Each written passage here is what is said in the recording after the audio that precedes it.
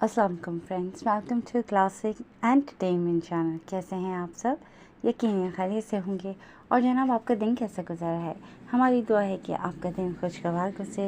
और हम आपके लिए लेकर आए हैं सिलसिलेवार नावल तेरा फस्म ही मेरा जुनून ठहरा की एपिसोड 27, जिसको आपके लिए लिख रही हैं आयत नूर।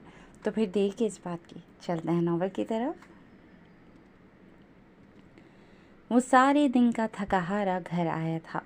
शाम रात में ढल रही थी जब फ्रेश होकर ढीले ढाले से ट्राउज़र और हाफ स्लीव्स टी शर्ट में मलबूस वो नम बाल माथे पर बिखराए लाउंज में दाखिल हुआ। बीजान मगरिब की नमाज अदा करने के बाद वहीं लाउंज में तस्बीह पर कोई व्रत करने में मशगूल थीं। साहिर भी बेदिली से एक जानिब रखे 3 सीटर सोफे पर नींव दराज हो गया। दिल में दानीन को एक नज़र देखने के लिए शोर मचाते जज्बात को उसने धपक धपक कर सुलाते हुए फ़ोन पर ही कोई गेम शुरू कर ली थी। पिछले 5 दिन से उन दोनों के दरमियान बोलचाल मुकम्मल तौर पर बंद थी। इन 5 दिनों में सिर्फ कमरे में ही नहीं बल्कि सब अफराद के सामने दिखावे के लिए भी दोनों ने एक लफ्ज़ तक का तबादला नहीं किया था। दोनों फिर से शादी के इब्तिदाई दिनों की स्टेज पर आ खड़े हुए थे, जहाँ अजनबियत की बुलंद दीवारें उनके दरमियान हायल थीं। फ़र्क सिर्फ इतना था कि तब साहिर उसे मुखातिब करने की कोशिश करता रहता था, लेकिन इस बार साहिर का रवैया भी बेलचक था। वो हर्ट हुआ था दानी की उस दिन की बातों से। अंदर कहीं बहुत गहरी तकलीफ़ का एहसास भी हुआ था और वो चाहता था कि दानी को अपनी गलती का, बोले जाने वाले गलत अल्फाज का एहसास हो, लेकिन साहिर खुशफहमियों का शिकार था। दानी खुद को हक बजानिब समझते हुए अना और ज़िद पर डटी थी। साहिर का मकसद उसे झुकाना हरगिज़ नहीं था, लेकिन उसे कहीं ना कहीं एक आस थी कि उनके रिश्ते में इतनी गुंजाइश तो पैदा हो ही चुकी है कि दानीन माजरत का एक लफ्ज़ तो ज़रूर कहेगी। लेकिन माजरत करना तो दरकिनार, उसके चेहरे पर अपने किए का हल्का सा पछतावा तक नहीं था। उसकी इस हरदर्मी के बायस साहिर भी संजीदगी इख्तियार कर चुका था और उसने भी इस बार ना झुकने का फैसला कर लिया था। दिल उसे देखते ही बेख्तियार होने लगता था, उसे देखने और देखते रहने की जिद करने लगता था, उसे मुखातिब करने को हमकता था। लेकिन साहिर अपने दिल को कड़ी पाबंदियों के पिंजरे में कैद कर चुका था, जहाँ वो सिर्फ फड़फड़ा सकता था। साहिर अजीब से एहसास से दो-चार था आजकल। उसने इससे पहले कभी किसी के मूड्स बर्दाश्त नहीं किए थे, किसी की तवज्जो पाने की कभी तमन्ना भी नहीं की थी, कभी किसी की नाराज़गी दूर करने की कोशिश नहीं की थी, किसी के हल्का सा रूठ जाने पर दिन रात बेचैन नहीं रहा था। वो ख़ुसूसन गैर लड़कियों को कभी उसने अपनी तवज्जो के काबिल नहीं समझा था। लेकिन अब ज़िंदगी में सबसे अहम रिश्ते के तौर पर आने वाली लड़की उसे इन सब एहसासात से रोशनास करवा गई थी। उसे सिखा गई थी कि किसी की तवज्जो का मरकज़ रहना, बेचैनी, सराब और तंगी किसे कहते हैं। और दुख की बात यह थी कि उसे इन सब जज्बात से आशना करने के बाद वो खुद कठोर बन गई थी, संगदिल, जालिम और बेहिस लड़की। साहिर, माँ जी के पुकारने पर वो अपनी सोचों के दायरे से निकला। जी माँ जी। फ़ोन की स्क्रीन तारीख करता वो उठ बैठा था। माँ जी ने बात का आगाज़ करने से पहले निगाह उस जानिब दौड़ाई जहाँ दानीन दोनों बड़ी भाभियों के साथ मिलकर खाना लगा रही थी। यहाँ से किचन तक का फासला काफ़ी ज़्यादा था, इसलिए उनकी गुफ्तगू वहाँ तक पहुँचना नामुमकिन नहीं था। तुम्हारे और दानीन के दरमियान कोई बात हुई है क्या? कितने दिनों से देख रही हूँ, एक दूसरे को बुलाना तो दूर, एक दूसरे को देखते तक नहीं हो तुम दोनों। माँ जी ने बिलाखिर दिल में दबा सवाल कर ही डाला था।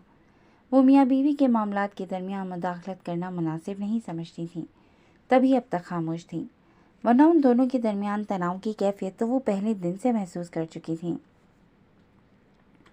लेकिन अब जब उन दोनों के दरमियान कशीदगी बढ़ती ही जा रही थी, तो माँ जी को इस मामले पर साहिर से बात करनी ही पड़ी थी। उनकी बात पर साहिर ने एक पल के लिए चौंक कर उनकी तरफ देखा था। उसे अंदाज़ा नहीं था कि माँ जी उन दोनों का इतना गहरा मुशाहिदा कर रही हैं। वो खुद को एक्सपर्ट समझता था, चेहरे को बेतासुर रखने में, दिल की बात दिल में दबाने में। लेकिन सामने बैठी शख्सियत उसकी माँ थी, जो उसकी आंखों से ही उसके अंदर तक का हाल जान गई थी। नहीं माँ जी, ऐसा कुछ नहीं है, एक छोटी सी गलतफहमी है बस।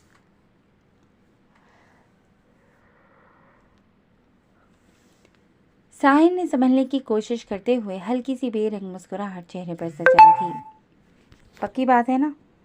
ज़्यादा बड़ा मसला तो नहीं? माँ जी ने मशकूक सी निगाह उसके चेहरे पर डाली। जी बिल्कुल, आप बेफिक्र हैं माँ जी। साहिर को शिद्दत से अपने लहजे के खोखलेपन का एहसास हुआ था। मियाँ बीवी के दरमियान रूठना मनाना बड़ी आम सी बात है बेटा, लेकिन इस नाराज़गी को ज़्यादा तूल नहीं देना चाहिए कि इससे रिश्ते में मौजूद चाशनी आहिस्ता आहिस्ता करवाहट में बदलने लगती है। औरत तो सिन्फ़े नाजुक है, रूठना उसका हक है और मनाना मर्द का फ़र्ज़ है। वो अगर किसी बात पर नाराज़ हुई है तो इसी आस पर नाराज़ बैठी है कि तुम आगे बढ़कर मनाओगे उसे। उसका मान मत तोड़ो। उसके झुकने का इंतज़ार करने की बजाय तुम मनाने में पहल कर लो। माँ जी ने नरम से लहजे में उसे समझाया था। औरत सिन्फ़े नाजुक है तो उसे पूरा हक है कि जब चाहे नफ़रत का राग अलापे, जब चाहे बेइतनाई बरते, जब दिल चाहे दोस्ताना मूड बना ले और जब ख्वाहिश हो तो बिला वजह ही अपनी बातों के तीरों से अगले बंदे का दिल छन्नी कर दे।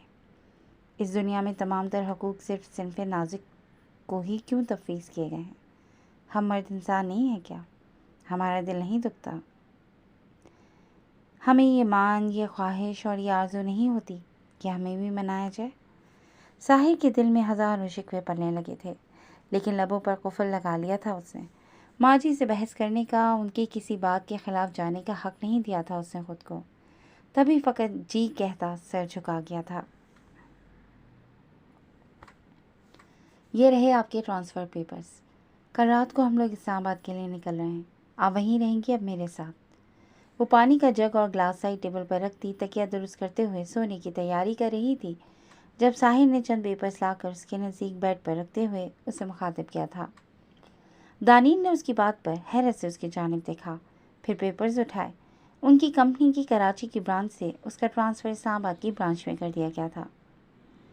लेकिन ये सब इतनी जल्दी कैसे? तुमने कैसे ट्रांसफ़र करवाया इतनी जल्दी, और वो भी मुझसे पूछे या बताए बगैर? दानीन के लहजे में हैरत ही हैरत थी। उसका ट्रांसफ़र कर दिया गया था, लेकिन इस ट्रांसफ़र के लिए एक बार भी उसे ऑफिस तलब नहीं किया गया था। इतने सोर्सेस तो हैं मेरे कि मैं एक मामूली सा ट्रांसफ़र करवा सकूं। कब और कैसे के चक्करों में पड़ने की बजाय जो कहा है उस पर अमल करें। ये क्रेडिट कार्ड है मेरा। अगर कुछ शॉपिंग करना चाहें तो कल भाभी या जुनैरा के साथ जाकर कर लीजिएगा। और हाँ, अगर मेरी कमाई गई रकम खर्च करने में आपकी अना अड़े आए तो इसे उधार समझ लीजिएगा और अपनी सैलरी में से वापस कर दीजिएगा। वो संजीदगी और अजनबियत भरे लहजे में कहता कार्ड भी वहीं एक जानिब रख चुका था। मैं तुम्हारे साथ इस्लामाबाद नहीं जाऊंगी। तुम्हें मेरा ट्रांसफ़र करवाने की भी ज़रूरत नहीं थी। मैं खाला के यहाँ ज़्यादा कंफर्टेबल रहूँगी। दानिन के लहजे में भी बेइतनाई थी। उसकी बात पर कफलिंग्स खोलते साहिर के हाथ थम गए।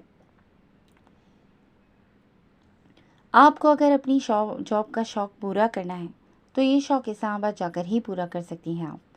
मैं आपको खाला के यहाँ ठहरने की इजाज़त हरगिज़ नहीं दूँगा कि शादी के बाद शौहर का घर ही बीवी का असल घर होता है।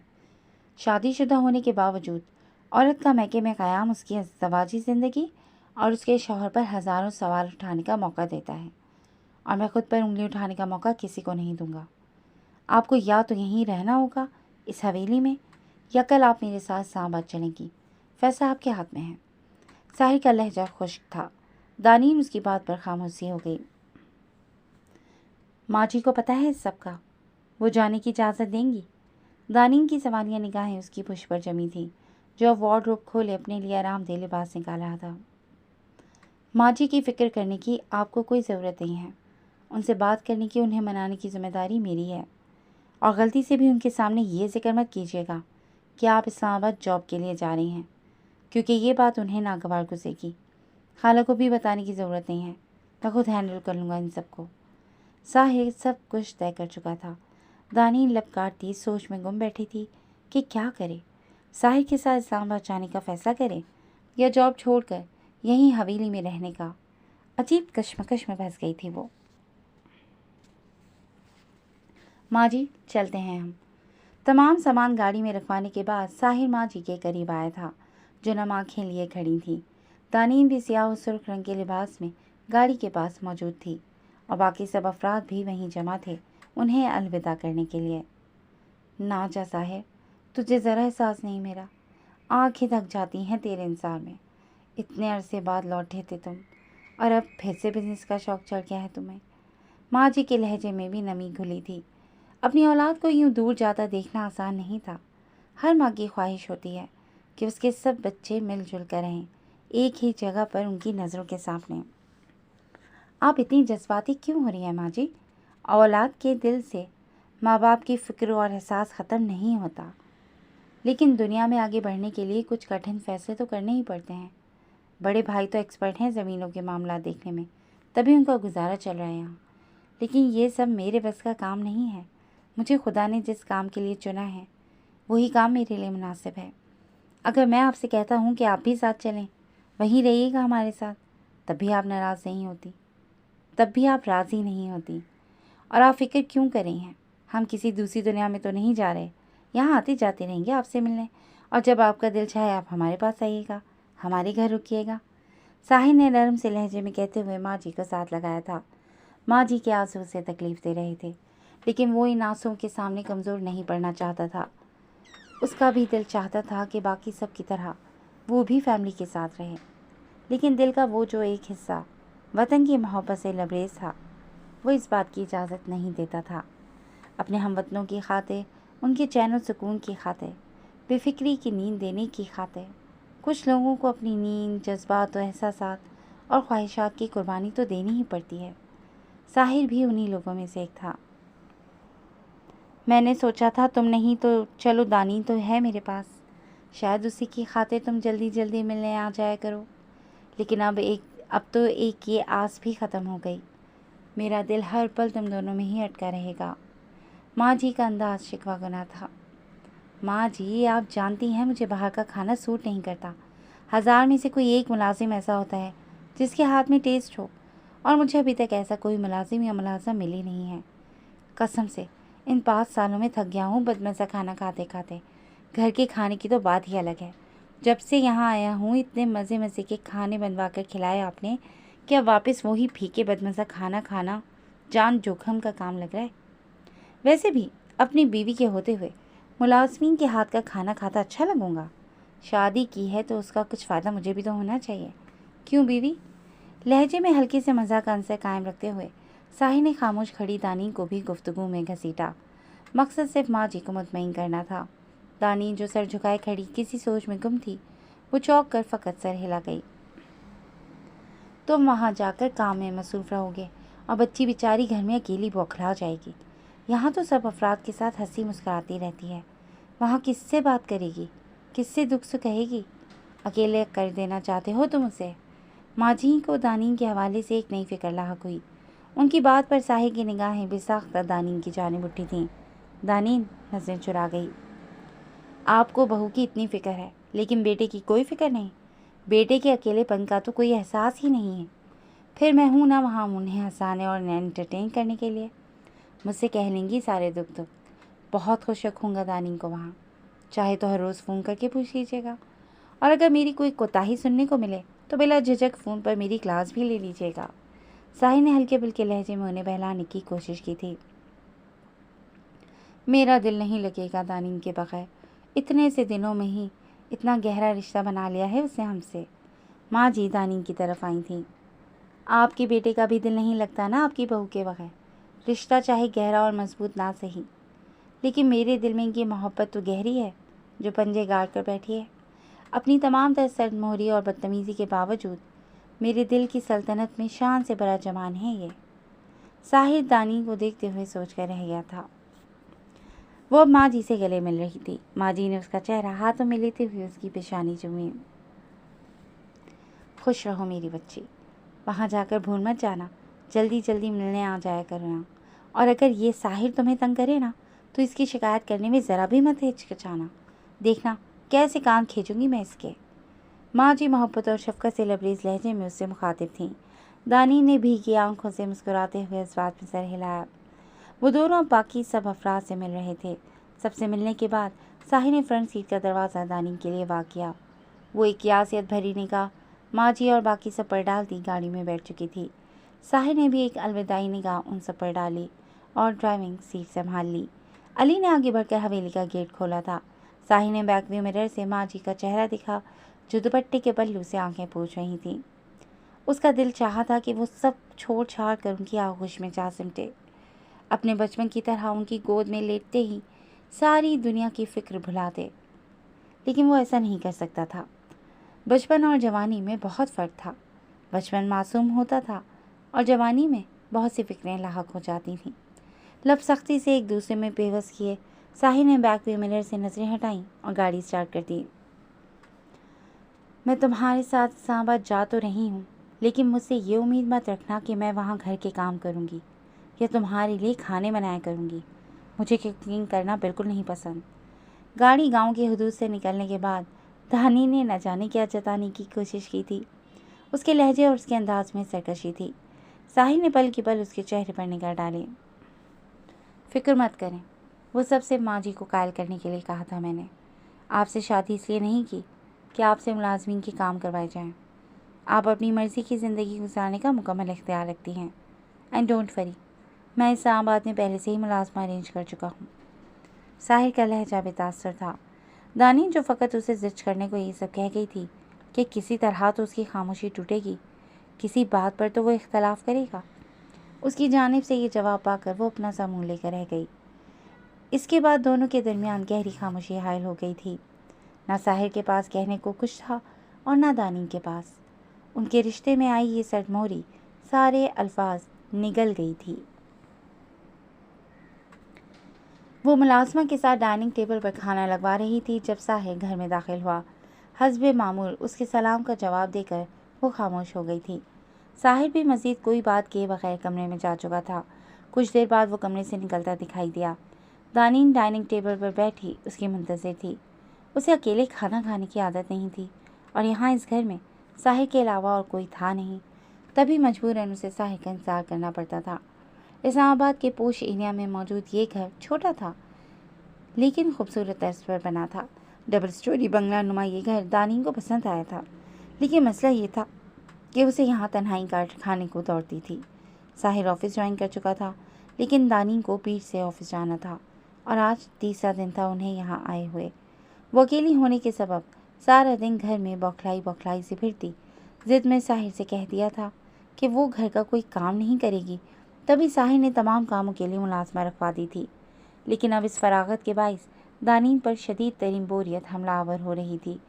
ऊपर से साहिल के साथ भी बोलचाल मुकम्मल तौर पर बंद थी, तो ये घर उसे कोई पिंजरा मालूम हो रहा था जहाँ लाकर उसे कैद कर दिया गया था।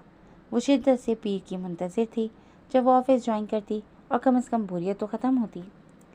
साहिल कुर्सी घसीट कर बैठा तो दानीन ने उसकी प्लेट में खाना निकालना शुरू किया। उसकी प्लेट उसकी तरफ खिसकाते हुए वो अब अपने लिए खाना निकाल रही थी।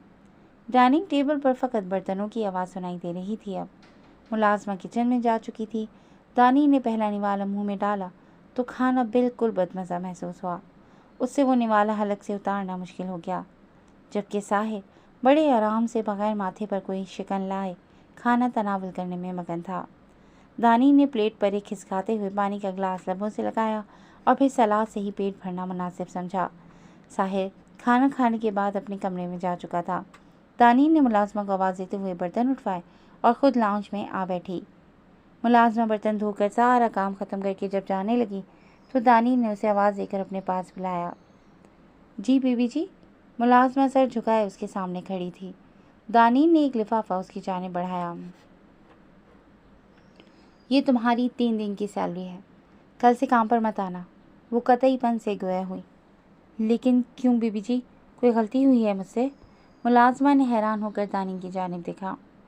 नहीं, गलती तुमसे नहीं मुझसे हुई है। यार कहाँ इतनी उम्र गुजारी है कि ढंग का खाना भी बनाना नहीं आता। पिछले 3 दिन से भूखी रहनी हूँ मैं। कभी तुम नमक तेज़ कर देती हो, कभी मिर्च, कभी चावल इतने ज़्यादा गल जाते हैं कि खीर का गुमान होता है। और अगर किसी दिन नमक मिर्च बराबर हो तो तुम्हारी जुल्फ़ का एक आध बाल सालन से निकल आता है। अगर तुम यहाँ काम करती नहीं तो कोई शक नहीं चंद दिन में मैं भूख से मर जाऊँगी। इसलिए तुम्हारी बहुत मेहरबानी, मैं खाना खुद बना लिया करूँगी। तुम किसी और घर में काम ढूंढो। दानी ने चेहरे के जाविये बिगाड़ते हुए उसे काम से निकालने की एक नहीं कई वजूहात बयान की। ज़िद अपनी जगह, लेकिन उससे ज़्यादा हिम्मत नहीं थी इसमें ऐसे बेजायका खाना खाने की। साहिल के कमरे का दरवाज़ा खुला था और वो दानीन का कहा गया एक एक लफ्ज़ सुन चुका था। उसके लबों पर शरारती सी मुस्कुराहट दिखाई दी। मुलाजमा की अपनी जानिब सवालिया निगाहों से देखने पर साहिर ने गर्दन को खम देते हुए उसे कुछ इशारा किया। वो इशारा समझती लिफाफा लेकर जा चुकी थी। दानीन जल्दी कलश सीख किचन की जानिब बढ़ी। अब वो अपने खाने के लिए कुछ बना रही थी कि मुसलसल भूखे रहने के बाइस पेट दुहाई दे रहा था। साहिर ने कुछ सोचते हुए एक नंबर डायल किया। चंद लम्हों की तवक्कुफ के बाद दूसरी जानिब से कॉल रिसीव कर ली गई थी। थैंक्स सारिक, इतना अच्छा मशवरा देने के लिए। 3 दिन में ही तुम्हारा आइडिया काम कर गया, साहिर ने खुशगवार से लहजे में कहा था। दूसरी जानिब से तारिक ने न जाने क्या जवाब दिया था जब साहिर दिल खोल कर हंसा। हाँ, 3 दिन मुझे भी ऐसा बज़ायका खाना खाना पड़ा, लेकिन उम्मीद है अब घर का और घरवाली के हाथ का बना खाना नसीब हो जाएगा। सही कहा था तुमने, ये बीवियाँ थोड़ी टेढ़ी होती हैं, तो इन्हें सीधा करने के लिए बंदे को खुद भी थोड़ा टेढ़ा होना पड़ता है। वो अब मुतमईन सा बात करने में मगन था। तुमसे तो बाकायदा ट्रेनिंग लेनी पड़ेगी। इनफैक्ट तुम्हें तो एक अदद किताब ही लिखनी चाहिए इस टॉपिक पर कि बीवी नुमा अजीब व गरीब मखलूक को हैंडल कैसे करना है।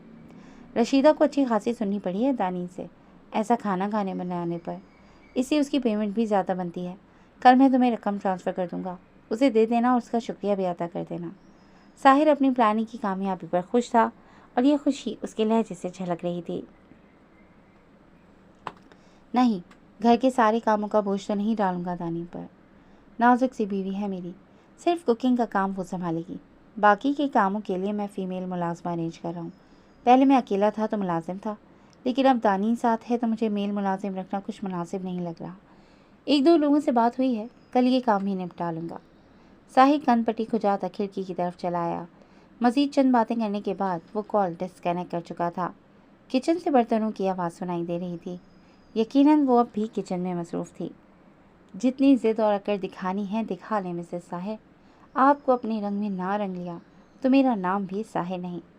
प्यार से नहीं मानेंगी तो ऐसे ही सही, लेकिन अब आप हर वो काम करेंगी जो मुझे पसंद है। आप ऐसे मेरी पसंद में ढल जाएंगी कि आपको खुद भी एहसास नहीं हो सकेगा। वो तसव्वुर के पर्दे पर दानी को सोचते ज़ेरेला बड़बड़ाया था। लम्हों पर बड़ी दिलकश सी मुस्कुराहट बिखरी थी। दानी को सीधा करने का एक नया रास्ता, एक नया तरीका जो मिल गया था उसे। सुबह के 8 बज रहे थे जब साहिर ऑफिस के लिए तैयार होकर कमरे से निकलता दिखाई दिया। दानी का मामूल था कि वो फजर के वक्त उठती थी तो फजर अदा करने के बाद सोती नहीं थी। सूरज की रोशनी मुकम्मल तौर पर फैलने तक वो छोटे से लॉन में पुरसुकून माहौल में घास पर चहलकदमी किया करती थी। जब हर सू जाला फैल जाता तब वो लॉन्च में चली आती, टीवी ऑन करके तिलावत लगा देती और वहीं बैठी साहिर की मुंतज़िर होती। यहाँ कोई रोक टोक नहीं थी, ना कोई सवाल पूछने वाला था। तभी दोनों अलग अलग रूम्स में ही रह रहे थे। जब 7:30 बजे के करीब साहिर के कमरे के खुलने की आवाज़ सुनाई देती तब दानी नोट कर किचन में आती और उसका नाश्ता बनाकर खामोशी से टेबल पर लगाती और दोबारा लाउंज में बड़ा जमान हो जाती। साहिर भी उसी खामोशी से नाश्ता करता और ऑफिस रवाना हो जाता। और इसके बाद दानी अपने लिए नाश्ता बनाती और जब तक वो नाश्ता करके फारिग होती तब तक मुलाजमा आ जाती थी सफाई वगैरह करने के लिए। अब भी दानी नाश्ता बनाने के बाद लाउंज में रिमोट हाथ में पकड़े तिलावत सुनने में मगन थी जब साहिर को कमरे से निकलते देखा। एक नज़र उस पर डालकर हस्ब आदत उसने साहिर को नज़रअंदाज किया था। साहिर भी नाश्ता करने में मगन हो चुका था। नाश्ता करने के बाद वो लाउंज में आया तो एक पल के लिए उसके करीब रुका। मेरे एक दोस्त ने हमारी शादी की खुशी में दावत रखी है आज रात, शाम 7 बजे तक तैयार रहेगा, हमें जाना है दावत पर। उसके अपनी जाने मुतवज्जा ना होने पर भी साहिर ने ही गहरी सांस भरते हुए मुखातिब करने में पहल की थी। ये तो तय था कि वो ज़िद्दी लड़की कभी नाराज़गी ख़त्म करने के लिए पहला कदम नहीं बढ़ाएगी। ओके, दानीन ने बिना कोई बहस किए यक लफ्ज़ी जवाब दिया। साहिर लैपटॉप उठाए दरवाजे की जानिब बढ़ा। दरवाजे के करीब जाकर वो एक पल के लिए रुका। रात के लिए कोई अच्छा सा लिबास मुंतखब कीजिएगा। मेरे दोस्त की फैमिली थोड़ी मॉडर्न है तो मैं चाहता हूँ आप भी उस लिहाज से ही तैयार हों ताकि उनके सामने मुझे कम आएगी का एहसास ना हो। और हाँ, नेवी ब्लू कलर के अलावा जो मर्ज़ी कलर पहन लीजिएगा, मुझे नेवी ब्लू कलर सख्त नापसंद है। साहिर चंद हिदायत देता दरवाज़ा खोलता वहाँ से जा चुका था। उसकी बातों पर दानी सुलग कर रह गई। दोस्त की फैमिली मॉडर्न है तो मैं क्या करूँ, उनके लिए मैं अपना लिबास क्यों बदलूँ? मेरे मशरे के लिबास से उन्हें क्या तकलीफ़ होगी भला? और नेवी ब्लू कलर पसंद नहीं तो मैं ये कलर भी नहीं पहन सकती। तुम अपनी ज़िंदगी में जो चाहो वो करो, तुमसे कोई कुछ पूछने वाला नहीं। और मुझ पर यह भी पाबंदी कि मैं फ़ला कलर पहनूं, फ़ला कलर ना पहनूं। अब तुम देखना साहिल लोगारी, मैं तो रात को नेवी ब्लू कलर ही पहनूंगी और मुकम्मल तौर पर मशरक़ी लिबास पहन कर जाऊंगी। कोई कुछ कहकर तो दिखाए मेरे लिबास के हवाले से। वो अजीब ज़िद्दीपन के आलम में सोचती चली गई थी। इस वक्त उसे ये भी ख्याल नहीं आया था कि अगर नेवी ब्लू कलर साहिल का नापसंदीदा रंग है तो उसकी वार्डरोब में लटकते ज़्यादातर लिबास, टी शर्ट्स, ड्रेस शर्ट्स इसी रंग की क्यों थी। उसे इस वक्त सिर्फ साहिल का हुक्म देना खल रहा था और उसकी हर बात के ख़िलाफ़ काम करना तो वो अपना फ़र्ज़ समझती थी। तभी नाश्ते के बाद उसने मार्केट जाने का इरादा किया था ताकि अपने लिए नेवी ब्लू कलर में ही खालिस मशरक़ी लिबास ख़रीद सके और वो लिबास पहनकर साहिल को चिढ़ा सके, गुस्सा दिला सके और उसे सच कर सके। शाम को 6:30 बजे के करीब साहिल घर आया तो दानी को नेवी ब्लू कलर की टखनों को छूती खूबसूरत सी मैक्सी में मलबूस पाया। साहिल ने निशालब दांतों तले दबाते हुए चेहरे पर दर आने वाली मुस्कुराहट को जब्त किया और एक गहरी नज़र दानी पर डाली जो उसकी जानिब से लापरवाही बरतती आईने के सामने खड़ी झुमके पहन रही थी। साहिल दरवाजे से ही पलटा और अपने कमरे की जानिब बढ़ गया। आंखों में चमक लिए उसने वार्डरोब से अपना लिबास निकाला और चेंज करने चल दिया। दानीर अपनी तैयारी से मुतमईन होती उसके कमरे तक आई। दस्तक देते हुए दरवाज़ा खुला तो उसे नेवी ब्लू पैंट के साथ सफ़ेद शर्ट और नेवी ब्लू वेस्ट कोट में मलबूस देखकर ठटकी। तुम्हें तो नेवी ब्लू कलर नहीं पसंद आ, फिर तुमने ये ड्रेस क्यों पहना? वह हैरान सी उसकी शक्ल देख रही थी।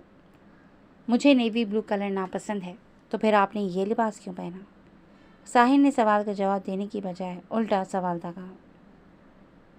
नापसंद है इसलिए तो पहना है, वो कंधे उचकाते बोली। और मुझे लगा आपको ये कलर पसंद है, इसलिए मैंने भी इसी कलर का लिबास पहन लिया। साहिल के इत्मीनान भरे लहजे पर वो पलटी। तुम किस मट्टी से बने हो? तुम्हें गुस्सा नहीं आता मुझ पर?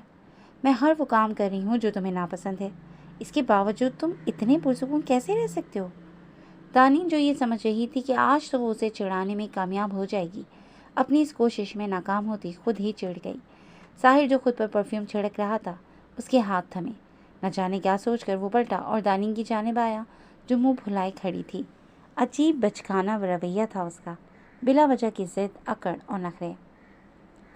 मसला किस बात से है, मेरे सुकून से या आप पर गुस्सा ना करने से? बात करते करते साहिल ने परफ्यूम का रुख उसकी जानिब करते हुए उसके वजूद को भी खुशबू में नहलाया। दानी जो उसे कोई जवाब देने ही वाली थी, साहिल की इस हरकत पर खूंखार निगाहों से उसे देखा। आईने में देखें ज़रा खुद को, हर वक्त जलने कर लिसने के बाईस रंगत मान पड़ गई है, आँखों के गिर्द हल्के भी वाज़े होने लगे हैं। अगर ऐसा ही चलता रहा ना तो बहुत जल्द आप बुढ़ापे की दहलीज पर पहुंच जाएंगी। साहिल के लहजे में हल्की सी शरारत झलक रही थी। दानी ने खफगी से उसे देखा। ऐसे मत घूने, डोंट वरी, आप बूढ़ी हो जाएंगी, मैं तब भी दूसरी शादी का ख्याल तक नहीं लाऊंगा अपने दिलो दिमाग में। मैं बाहर वेट कर रही हूँ। वो उसकी शरारत का कोई जवाब दिए बगैर पलट गई थी। साहिल कंधे उचकाता मुड़ा। अगले 2 मिनट में ही वो भी पोर्च में खड़ी गाड़ी की तरफ बढ़ा था। उसे आता देखकर दानी गाड़ी में बैठ गई। साहिल ने भी ड्राइविंग सीट पर बैठते हुए गाड़ी स्टार्ट कर दी। तकरीबन आधे घंटे की ड्राइव के बाद वो दोनों तारिक के घर पहुंचे थे। गेट पर तारिक और उसकी बीवी ने खुश दिली से दोनों का इस्तकबाल किया। दानीन और साहिल को एक ही रंग के लिबास में देखकर तारिक ने सताइश भरी निगाह साहिल पर डाली। दानीन तारिक की बीवी रुकैया के हमरा अंदर चल पड़ी। वाह भाई, लगता है टिप्स खासी फ़ायदेमंद साबित हो रही हैं। बड़ी मैचिंग की है लिबास के रंगों में। तुम्हारी पसंद का रंग पहन कैसे लिया भाभी ने? उनके पीछे अंदर की जानिब बढ़ते हुए तारिक ने सरगोशी के अंदाज में साहिल से सवाल किया था। साहिल ने घुरकते हुए उसे देखा। बिल्कुल चुप, इसे नहीं है कि ये कलर मेरा फेवरेट है। इनफैक्ट इसे तो ये कहा मैंने कि नेवी ब्लू कलर मेरा नापसंदीदा रंग है, तभी उसने पहना। अब उसके सामने मेरा भांडा मत फोड़ देना। साहिल ने आवाज़ धीमी ही रखी थी, लेकिन कुछ फासले पर चलती दानीन, जिसके कान उनकी तरफ ही लगे थे, वो साहिल की ये बात सुन चुकी थी। तभी उसकी चालाकी को समझते हुए लब भेज गई। अब उसे समझ में आया था कि साहिल ने इस रंग और इस लिबास पर एतराज़ क्यों नहीं किया था। तारिक की बीवी भी मगरिबी लिबास की बजाय सादा शलवार कमीज़ में ही मलबूस थी और साहिल जानता था कि दानीन की वार्डरोब में जीन्स और कुर्ती जैसे ही लिबास है और वो लिबास इस दावत के लिए किसी भी तरह मौजू नहीं थे। अगर वो सीधे और साफ अल्फाज में दानीन से ये बात कहता तो दानीन कभी उसकी ना सुनती। इसीलिए उसने दूसरा तरीका इस्तेमाल किया था। और हस्बे तवक्को दानीन अब उसकी पसंद में ढली उसके सामने खड़ी थी। वो चेहरे पर ढेरों खफगी लिए साहिल को घूर रही थी और ये घूनियाँ तब तक जारी नहीं थी जब तक दोनों तारिक के घर मौजूद रहे थे। जी दोस्तों, कैसी लगी आपको ये नोक-झोंक से भरपूर एपिसोड? यकीनन पसंद आ रही होगी, तो जुड़े रहिएगा क्लासिक एंटरटेनमेंट चैनल के साथ। और अगर आप हमारे चैनल पर नए हैं तो हमारे चैनल को लाइक और सब्सक्राइब करना हरगिज़ ना भूलें, ताकि आप कोई भी एपिसोड मिस ना कर सकें। नेक्स्ट एपिसोड तक के लिए टेक केयर एंड अल्लाह हाफ़िज़।